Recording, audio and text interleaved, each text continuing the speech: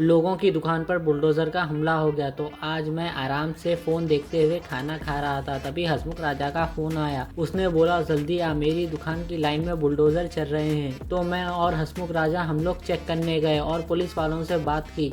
तो उन्होंने बोला, जिसने रोड की जगह पे कब्जा किया है उसी की दुकान पर बुलडोज़र चलेगा। तो ये सुन के हम लोग डीमार्ट आ गए मेरी चप्पल लेने के लिए।